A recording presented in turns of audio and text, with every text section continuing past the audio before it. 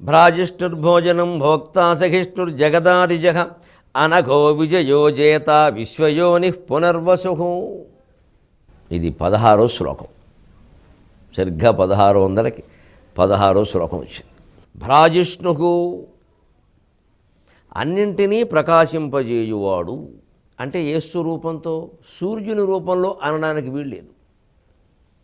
సూర్యుని కాంతి ప్రసరించని ప్రదేశాలు ఉన్నాయి. దక్షిణాఫ్రికా లాంటి కొన్ని దేశాలు, ఇంకా అవతల ఉన్న కొన్ని అడవుల్లో 6 నెలలు సూర్యకాంతే ఉండదట. అంచేది సూర్యుడికి ఇది వర్తించదు. సూర్యుడికి వర్తించినప్పుడు ఇంకా దీపాలకేనో మినుగురు పురుగులకి వర్తించే అవకాశం లేదు. అసలు రూపం కలిగిన ఏ వ్యక్తికి, ఏ వస్తువుకి ఇది వర్తించదు. అరూపం, అగుణం, అవ్యక్తం అయినటువంటి ఆత్మతత్వానికి ఇది వర్తిస్తుంది. అన్నిటినీ ప్రకాశింపజేయువాడు భ్రాజిష్ణువు, తాను ప్రకాశ స్వరూపముగా ఉన్నవాడు, ప్రకాశింపజేయువాడు. భ్రాజతి అంట ఆత్మజ్యోతి. ఇదివరకే మనం కిం జ్యోతిస్తవా అనేటువంటి శ్లోకంలో కేవలం ఆత్మరూపంలో నేను నేను అని స్ఫురిస్తున్నది మాత్రమే తాను ప్రకాశించగలదు, అన్నిటి ప్రకాశానికి కారణం కాగలదు. యద్భాస సకలాక్షదేహ విషయాభాంతి స్వతోచేతనాహ అని మనీషా పంచకంలో చెబుతారు. సరిగ్గా ఇక్కడ అదే మనం అన్వయించుకోవాలి. ఆ కాంతి చేతనే అన్నీ ప్రకాశిస్తున్నాయి. ఆయనే ప్రకాశస్వరూపం. నత్ర సూర్యో భాతి నచంద్ర తారకా నేమా విద్యుతో భాంతి కుతోయమగ్ని. అక్కడ సూర్యుడే ప్రకాశించడు. చంద్రుడు తారకులు ఉండవని వేరే చెప్పక్కల్లా. ఈ మేఘాలు మెరుపులు అసలే ఉండవు. ఇంకీ అగ్నివడు. అందుకే మన దేవాలయాల్లో గర్భగుడి సూర్యకాంతి ప్రవేశించకుండా, చంద్రకాంతి ప్రవేశించకుండా, గాలి కూడా ప్రవేశించినంత గుంభనంగా ఉంటుంది. అలాగే ఉండాలి. గుండె గుహ అని అర్థం దానికి. మన గుండె గుహ అలాగే ఉంటుంది. అమరనాథ్ వెళ్ళేటప్పుడు కూడా ఆ గుహ లోపలికి ఎవరూ వెళ్ళకూడదు, తక్కువ మంది వెళ్ళాలి. లోపలంతా చీకటే ఉంటుంది, కేవలం మంచు లింగం మాత్రమే ఉంటుంది, ఇంకేమీ ఉండవు. అది కూడా 6 నెలలే ఉంటుంది. దీపం పెట్టి బయటకు వచ్చేయాలి. ఇదంతా ఉద్దేశం ఏమిటి? గుండెలో ఉన్న జ్ఞానజ్యోతిని చూసేటువంటి అవకాశం ఒక్కో సందర్భంలోనే ఉంటుంది, ఎప్పుడు పడితే అప్పుడు ఉండదు. ఆ అవకాశాన్ని వదులుకోకు. అమరనాథ్ యాత్ర చేయకపోతే జీవితం వ్యర్థమని కాదు. అక్కడ అమరనాథ కథ తత్వం తెలుసుకోకపోతే జీవితం వ్యర్థం. యాత్ర చేయడం తత్వం తెలుసుకోవడానికి. ఉరికే అక్కడికి వెళ్ళి అట్టిపళ్ళు పెట్టేసి వచ్చేస్తే అయిపోయినట్టే జీవితం. ఏం తెలిసింది దానివల్ల? ఆ కథలో ఉందంతా ఇదివరకే మనం చెప్పుకోం. మళ్ళీ ఏదైనా దీంట్లోనే ఇంకో సందర్భం వస్తే మళ్ళీ చూద్దాం. కోటి దీపోత్సవాల్లో చెప్పాం, చాలామంది విని చాలా ఆనందించారు. ఆ గుండె గుహలోకి వెళ్ళగాలి. అప్పుడు ఆ భ్రాజిష్ణు పట్టుకుంటాం. అక్కడ భోజనం, ఈ సమస్త సృష్టి భగవంతుడికి భోజనం. అసలు మన భోజనాన్ని అర్థం చేసుకుంటే ఇది అర్థమవుతుంది. సరైనటువంటి తెలుగు వాళ్ళ భోజనంలో ఖచ్చితంగా 6 రుచులు ఉండాలి. తీపి, కారం, చేదు, పులుపు, ఉప్పు, పులుపు. చేదు, వగరు, ఉప్పు, పులుపు. అందుకే ఉగాది పచ్చళ్ళలో ఈ 6 ఉంటాయి. అంటే ఆ రోజు ఒక్కటే ఆ పచ్చడి ఏదో ప్రసాదంగా తీసుకోమని కాదు, ప్రతిరోజు నీ భోజనంలో 6 రుచులు ఉండేలా చూసుకో. సృష్టిలో జరిగే ఘట్టాల్లో తీపి ఘట్టాలు ఉన్నాయి, కారం ఘట్టాలు ఉన్నాయి, కొంచెం చేదుగా ఉన్నాయి. మనస్సుకి కాస్త చేదు కాదు కానీ కొద్దిగా వగరగా ఎక్కకుండా ఉంటాయి. కొంచెం పర్వాలేదు కానీ ఏమిటో కొంచెం నా మనస్సుగా నచ్చట్లేదండి, కొంచెం ఇలా కాకుండా అలా అయితే బాగుండేది, కొంచెం వగర అనమాట. అందుకంటే ఉప్పుగా ఉంటాయి. ఉప్పు కషాయం అయిపోయి పళ్ళు పులిసిపోయే ఘట్టాలు కూడా ఉంటాయి. ఒళ్ళు పులిసిపోయింది అంటారు, అవి పళ్ళు పులిసిపోతాయి. ఈ సృష్టి మొత్తం ఆయనకి భోజనం. ఇది షడ్రసోపేతం. అందుకే భగవంతుడు రసస్వరూపుడు.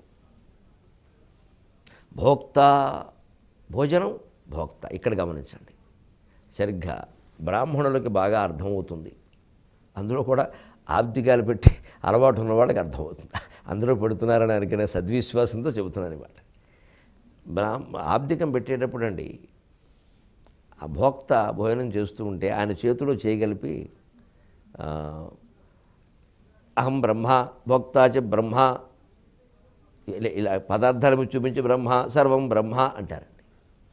పెట్టేవాడు బ్రహ్మట, భోక్త బ్రహ్మట, పదార్థాలన్నీ బ్రహ్మస్వరూపంట. సరిగ్గా అన్నం తినేటప్పుడు కూడా మామూలుగా కొన్ని హిందూ సంస్థల వాళ్ళు, సంప్రదాయం తెలిసినటువంటి సంస్కారవంతులు పాఠశాలల్లో, ఈ ఆశ్రమాల్లో ఆహారం పెట్టేటప్పుడు, పిల్లలకి భోజనం పెట్టేటప్పుడు బ్రహ్మార్పణం బ్రహ్మకవిర్ బ్రహ్మాగ్నో బ్రహ్మణాహుతం బ్రహ్మైవతేన గంతవ్యం బ్రహ్మకర్మ సమాధిన అని చేయిస్తారు. అన్నీ సర్వం బ్రహ్మస్వరూపంగా భావించు. అంతెందుకు అన్నం పరబ్రహ్మస్వరూపం అని ఇప్పటికీ భోజన హోటళ్లలో కొన్ని చోట్ల పెట్టడం నేను చూశాను. సంస్కారవంతులు ఆ భోజనాన్ని భగవత్ స్వరూపంగా మనం భావించాలి. అప్పుడు భోక్త భగవంతుడే, భోజనము భగవంతుడే, భోక్త భగవంతుడే. అందుకే భోజనం భోక్త రెండు పక్కపక్కనే. ఇలాగా ఈ ద్వంద్వ సమాసాల లాంటి విచిత్రమైన నామాలు చాలా ఉంటాయండి మనకి. భోజనం భగవంతుడైతే భోక్త విడిగా ఉండాలిగా. పోనీ భోక్తే భగవంతుడైతే భోజనం వేరే ఉండాలి లేదు. సృష్టి రూపంలో భోజన రూపంలో ఉన్నవాడు ఆయనే, ఆ సృష్టిని స్వీకరిస్తున్న భోక్త కూడా ఆయనే. ఇప్పుడు ఏది విడిగా ఉంది అసలు అద్వైతం కాకపోతే మరొకటి ఎలా అన్వయిస్తుంది సిద్ధాంతం? ఏ సహస్రనామాలకైనా ఏ సిద్ధాంతానికైనా స్పష్టంగా తెలిసిపోతుంటే. సహిష్ణు సహిస్తాడు, సహిస్తాడు, సహిస్తాడు. ఈ సహించడానికి రెండు అర్థాలు ఉన్నాయి. ఒకటి, వాళ్ళ పాపం పండే వరకు సహిస్తాడు, అది ఒకటి.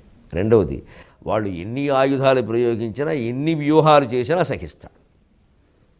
ఆ సహనం మనం అనుకునే క్షమాగుణం సహనం కాదు, అది ఓపిక, తట్టుకోగలగడం, ధైర్యము స్థైర్యము బలం కలిగి ఉండడం. ఎన్ని ప్రయోగాలు చేశారండి. హిరణ్యాక్షుడు చాప కింద చుట్టేసేట భూమిని, హిరణ్యకశ్యపుడు సరే సరే, కార్తవీర్యార్జునుడు, ఎన్ని రకాలు, ఎన్ని వేషాలు, రావణాసురుడు, ఇవన్నీ సహించాడు. ఆ సహించడం ఎందుకు? కానీ కానీ కానీ మనం కల్పించుకోవద్దు. వాడు పాపమే వాడిని హరిస్తుంది, వాడి పాపమే వాడిని హరిస్తుంది. ఎందుకంటే కల్పించుకుంటే ఆయన కారకుడు అవుతాడు. ఇప్పుడు మనకేమో భగవద్గీతలో జరిగేది జరగని, అయ్యేది అవని అని చెప్పి ఆయన కల్పించుకుంటే, కానీ ఒక్కోసారి కల్పించుకోక తప్పదు. ఎప్పుడు?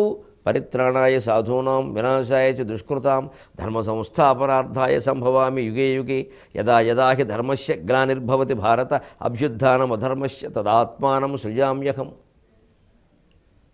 అప్పుడు నన్ను నేను సృష్టించుకుని ఒక రూపానికి నేను బలమిచ్చి ఆ రూపమే నేనే అవతారం కింద వస్తానయ్యా సంభవామి యుగే యుగే. అదేదో పైనుంచి కిందికి కాంతి దిగడం కాదు, అది ఊరికి సినిమాలో చూపిస్తారు అలాగ మనకు అర్థం కావడానికి. కింద పుట్టినటువంటి వ్యక్తులలోనే ఒక సమగ్ర సామాజిక సామూహిక శక్తిగా ఒక వ్యక్తి అవతరిస్తాడు. ఆ వ్యక్తిని మనం అవతార పురుషులు అంటాం. అందుకే మన సంప్రదాయంలో రామకృష్ణాదులనే కాదు, రామకృష్ణ పరమహంసని, వివేకానందుడిని, గౌతమ బుద్ధుడిని, శంకరాచార్య స్వామి లాంటి వారిని కూడా అవతార పురుషులు అనే సంప్రదాయం ఉంది. అది తప్పు కాదు. కానీ ఆ అవతారాలు వేరు, ఇవి వేరు. ఇవి మనం భావిస్తున్నాం. అవి భగవంతుడే నేను స్వయంగా అలా అవతరించానని చెప్పాడు. అది వేరు, ఇది వేరు. ఇది మన భావన. వారి పట్ల మనకుండే గౌరవం అలాంటిది. అంతవరకే దాన్ని అర్థం చేసుకోవాలి. అంచేది ఈ సహిష్ణుతత్వం ఎంతవరకు అంటే సహనం. ఒకటి, వాడి పాపం వాడు పండనే అని అంతవరకు తట్టుకోవడం. రెండవది, వాడు ఎన్ని ఆయుధాలు ప్రయోగించినా ఎన్ని వ్యూహాలు చేసినా తట్టుకోవడం. జగదాదిజగ, జగత్తుకి ఆది కారణమై జన్మించినవాడు. అంటే ఆ మూలమైనటువంటి హేమాండం, బంగారపు గుడ్డు, హిరణ్య గర్భ, అది ఆయనే. మూలము ఆయనే, మూల కారణము ఆయనే. బిందువు ఆయనే. శ్రీచక్రంలో త్రికోణము మూల ప్రకృతి అమ్మవారే. ఇటు కిందికి 4 కోణాలు, పైకి 4 కోణాలు అమ్మవారే. అష్టదళం, షోడశదళం అన్నీ ఆవిడే. అది అర్థం కావాలంటే సినిమా తెర మీద ఓ బొమ్మ పడుతోంది. పడిన బొమ్మలు మొత్తం అన్నిటికీ ఆధారం తెరే. తెర దృష్టితో చూస్తే అంతా ఒకటే. తెర కనపడకపోతే అంతా మాయే. లోకానికి వేదాంతానికి తేడా చూడండి. సినిమాలో తెర కనపడకపోతేనే సినిమా కనపడుతుంది. తెర దృష్టితో మనం చూసాము అంటే తెర వేసినట్టే. లోకంలో ఏదైనా విషయం ఎలా ఉంటుందంటే తెర వేసేస్తే ఏం కనపడదు, తెర తీస్తేనే కనపడుతుంది. ఇక్కడ సినిమాలో తెర వేసేసారు అంటే తెర కనపట్లా, మనకి సినిమా కనపడుతుంది. కాబట్టి అది నిజం అనుకుంటున్నాము. సినిమా అయిపోయాక తెర కనపడింది, ఏమిటో ఏదో తెల్లడి తెర మీద ఎంత నాటకం జరిగిపోయింది, ఎంతవరకు నిజమే అనుకున్నాం. 2 రుమాలు తడిసిపోయినాయి, మరి తడిసిపోతాయి. 2 రుమాలు తడిసిపోవడం 150 రూపాయలు తడిసిపోయినాయి, తడిసి మోపడైంది. నిజమే అనుకున్నాం. ఒక నాటకం చూస్తున్నా, ఒక చలనచిత్రం చూస్తున్నా, అంతెందుకంటే ఒక నవల పూర్తిగా ఇది కల్పిత నవల, ఇది పూర్వం నవలలకు రాసేవారు. ఇది పూర్తిగా కల్పిత నవల, ఇందులో ఈ పాత్రలు ఎవరిని ఉద్దేశించి వ్రాసినవి కావు అని స్పష్టంగా తెలిసినప్పటికీ, అది కల్పనే అని తెలిసినప్పటికీ ఓ 20 పేజీలు నవల చదివేసరికి అందులో లీనమైపోయి అన్నానికి పిలిచినా వెళ్ళేవాళ్ళం కాదు. ఉండు ఈ సీన్ అవనే, ఏమిటి సీన్ అయ్యేది, సీనయ్యాను, అదంతే. ఒక కల్పిత నవల అని తెలుసుండి అందులో లీనమైపోయి అంతగా మనం నిజమని భావిస్తున్నామే. ఈ జగత్తు కూడా కల్పితమే. ఇందులో మనం లీనమైపోవడం వల్ల, ఈ బంధాలన్నీ నిజమే అనుకోవడం వల్ల మాత్రమే ఇది జరుగుతోంది. లేకపోతే ఒక నవలకి దీనికి తేడా ఏం లేదని ఎందుకు తెలుసుకోలేకపోతున్నాం? అదే అజ్ఞానం. ఆ జగత్తుకి ఆదిమైనటువంటి కారణం ఆయన ఏం తెలుసుకుంటే ఆది జగ ఆయనే ఇదంతా కల్పించాడు. పో అని మనకెందుకు, మన పాత్ర ఏదో మనం చేద్దాం. అనఘో విజయో జేత విశ్వయోని పునర్వసు. అనఘ పాపము లేనివాడు, భగవత్ స్మరణే అన్ని పాపాలకి దూరం చేస్తుంటే భగవంతుడు స్వయంగా పాపము లేనివాడని చెప్పడంలో ఆశ్చర్యం ఉంది. అంచేత అఘములు ఏమైనా జరిగాయి అనేటువంటి బాధలో మనం ఉంటే అవి పోవడానికి చేయవలసింది భగవత్ స్మరణ. ఈ క్రియాకలాపాలు ఉన్నాయి, ఇవి కేవలం సాంకేతికం. ఆ లోపల తత్వం స్మరణ. పరాశక్తే పదస్మృతి కృతస్యాఖిల పాపస్య జ్ఞానతో అజ్ఞానతోపివా. పరాశక్తే పదస్మృతి, చేసిన పాపం పుణ్యం ఏదైనా సరే జ్ఞానతో అజ్ఞానతోపివా, తెలిసి చేసినా తెలియక చేసిన ఆ మొత్తానికి ప్రళయం ఎలాగా అంటే పరాశక్తే పదస్మృతి. భగవంతుని యొక్క నామస్మరణ, పరాశక్తి అన్న, శివుడన్న, విష్ణువు అన్న, ఎక్కడ రకరకాల స్తోత్రాలు రకరకాలుగా చెబుతారు, అంతా ఒకటేగా. అంచేత మనం అనఘోరమే అవుతాం. అందుకే కావ్యాల్లో అనఘ అని చాలా తరచుగా వాడతారండి అందరికీ సంబోధనగా. ఓసారి దుర్యోధనుడితో కర్ణుడు మాట్లాడుతూ కూడా అనఘ అంటాడు. వాడేం పాపాలు చేశాడో వీడికి తెలియదా. ఎప్పటికైనా అనఘత్వాన్ని చేరుకోవాలని చెప్పడం. విజయక జ్ఞాన ఐశ్వర్య గుణాదులచే విశ్వమును అందు విజయము సాధించువాడు. జ్ఞానానికి ఐశ్వర్యానికి భగవంతుడికి లోటేం లేదుగా. ఆయన స్వరూపమే ఐశ్వర్యం, ఈశ్వరస్య భావం ఐశ్వర్యం. ఆయన జ్ఞానస్వరూపం. మనమైనా లోకంలో అంతే. ఐశ్వర్యం ఉంటే విశ్వ విజయం సాధిస్తామో లేదో చెప్పలేము, జ్ఞానం ఉంటే సాధిస్తాం. అందుకే అనఘో విజయక. అందుకే అలెగ్జాండర్ లాంటి వాడు ఈ మొత్తం విశ్వమంతా జయించాక ఇండియాను కూడా తాను జయించాను అనుకుని వెళ్ళిపోతూ ఆ సెల్యూకస్తో అన్నట్టు. ఇక్కడ కొంతమంది అసలు నాకు అర్థం కావట్లేదయ్యా, ఆ చెట్ల కింద కూర్చుంటారు, గోచిగుడ్లు పెట్టుకుంటారు, గంటల తరబడి ఏదో ధ్యానంలో ఉంటారు. వాడు ఏం ఆనందంలో ఉన్నాడయ్యా. చలికి వణుకుతున్నాడు, ఎండకి ఎండిపోతున్నాడు, గాలికి ఆరిపోతున్నాడు. ఏమిటిదంటే ఏమోనండి నాకు తెలియదు, కానీ వాళ్ళు చాలా గొప్పవాళ్ళండి. భారతీయులు వాళ్ళని ఆరాధిస్తారండి. సామాన్యమైన దేశం కాదండి ఇది. ఏదో ఇతరత్ర జయించాం కానీ అది వేరు ఇది వేరండి. దీన్ని ఇక్కడ జయించడం అనే మాటే వాడారండి అన్నాడు సెల్యూకస్. అదేమిటి, గెలిస్తే గెలిచామని వాడరా, ఏం వాడతారన్నాడు. పండడం అని వాడతారండి అన్నాడు. మన ఆటలన్నింటిలో పండడం అని వాడతారు చూడండి. మేము పండాం. నువ్వు ఇంకా పండలేదా అంటారు, గెలవలేదా అంటారు. జీవితంలో గెలవడం ముఖ్యం కాదు, ఓడిపోవడం పెద్ద విషయం కాదు. పండాలి అంటే పరిపక్వత చెందాలి. ఆ పరిపక్వత జ్ఞానం ద్వారా సాధ్యం. అందుకే ఆయన ఒక మహాయోగి మన దగ్గర ఒక ఖాళీ గోలెంలో పడుకున్నట్టు, గోనకోట కట్టుకుని, గోనె సంచి ఖాళీ గోలెంలో, నీళ్ళు వెళ్ళే అందులో, ఎండలో ఉంది అది, బయట అడవిలో ఎక్కడో. అందులో పడుకున్నాడు. కాళ్ళు ఆ గోలెంపైకి పెట్టేసాడు, వెనకాల పడుకున్నాడు, గోనకోట కట్టుకున్నాడు. ఆ ఎండ పడుతుంది దాని మీద. సరిగ్గా ఈ యోగులను చూద్దామని అలెగ్జాండర్ బయలుదేరాడు, సెల్యూకస్తో సహా. వీళ్ళు ఏంటో నాకు తెలుసుకోవాలని ఉంది. ఎందుకంటే ఇంత ప్రపంచాన్ని జయించిన వాడికి మనశ్శాంతి లేదు. ఎవరిని ఏమీ అనకపోయినా వాళ్ళకి మనశ్శాంతిగా ఉంది, అసలు ఎవరి జోలికి వెళ్ళకపోయినా. ఇదేదో తెలుసుకోవాలి, ఎప్పటికైనా అనిపించి తీరుతుందండి అది. పెడితే ఆయన అలాగే అందులో ఆ సూర్యకాంతి, ఆ ఎండ పడడం, ఆ ఆనందంలో ఉన్నాడు ఆయన. ఈయన వెళ్ళి అడ్డంగా నిలబడ్డాడు అక్కడ. దాంతో ఆ కాంతికి ఈయన అడ్డం అయ్యాడు కదా, మరి ఆ నీడ పడుతుంది.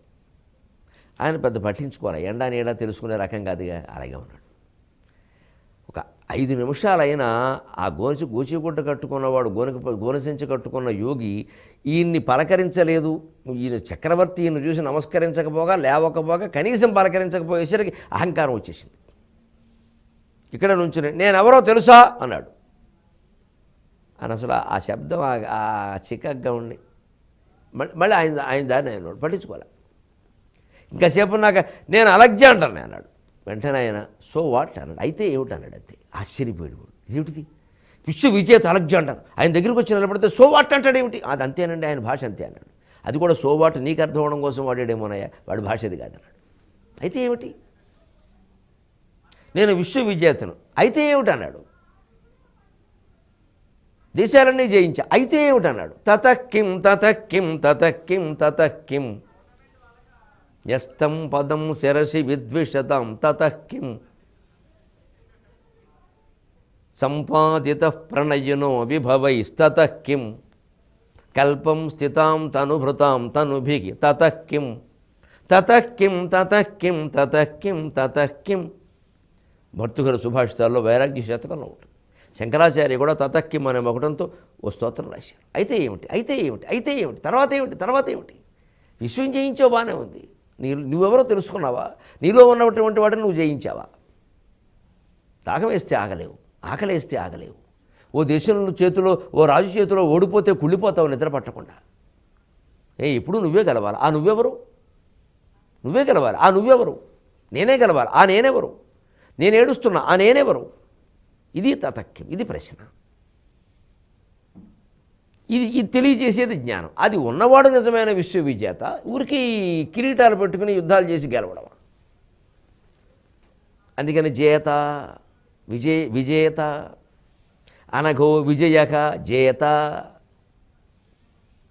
అతిశయ రూపంలో, విశ్వంలో అన్నిటినీ జయించాడంటే జేత అతిశయ రూపంలో ఉంటాడు.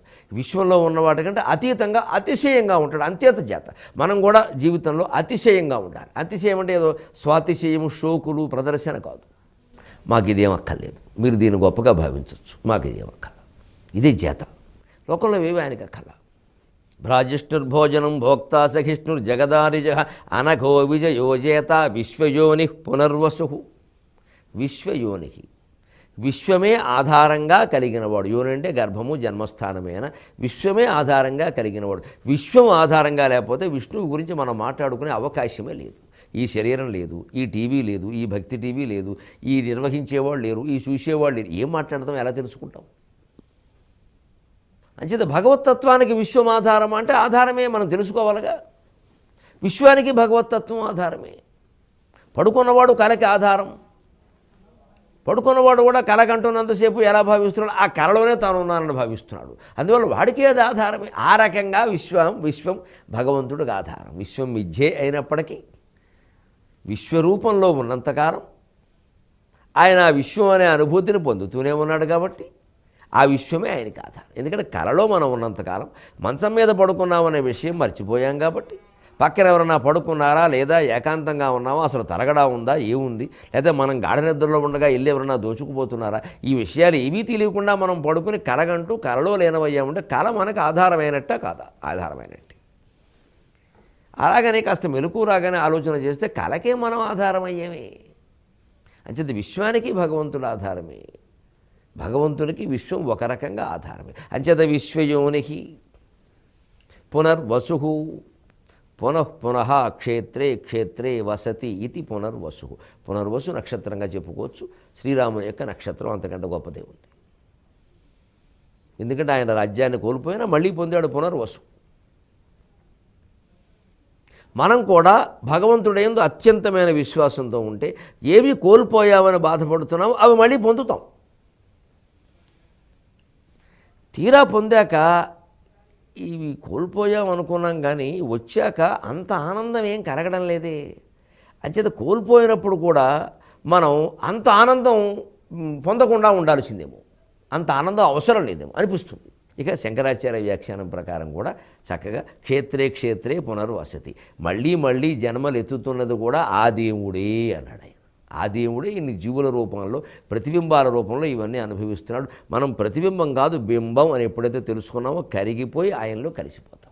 అప్పుడు ఈ మళ్ళీ మళ్ళీ జన్మలు ఎత్తాల్సిన అవసరమే రాదు. జన్మలు ఎత్తుతున్నాం, అనుభవిస్తున్నాం అనేది కూడా ఒక భావనే.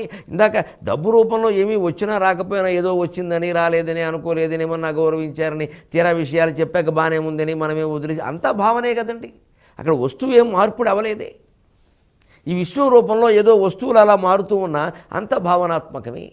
అందుకని దీన్ని అంత తీవ్రంగా పట్టించుకోవాల్సిన అవసరం లేదు. ఈ జన్మని, దుఃఖాన్ని, జరా దుఃఖాన్ని, జాయా దుఃఖాన్ని, లేదా భర్తృ దుఃఖాన్ని, ఏదైనా సరే దుఃఖమే కాదు సుఖం కూడా, ఈ వైభవాల్ని పట్టేవాటిని. అప్పుడు మనం పునర్వసు అనేటువంటి నామానికి సరిగ్గా అర్థం చేసి చెప్పుకున్నట్లేక పునర్వసు నక్షత్రంలో పుట్టిన రాముడు కూడా పొద్దున్న పిలిచి పట్టాభిషేకం అంటే అన్నాడు, రాత్రి పిలిచి వనవాసం అంటే అని వెళ్ళిపోయాడు. ఇంకొక కాస్త ఊను సాగదీశాడు, వెళ్ళిపోయాడు. ఏం పట్టించుకోలేదే.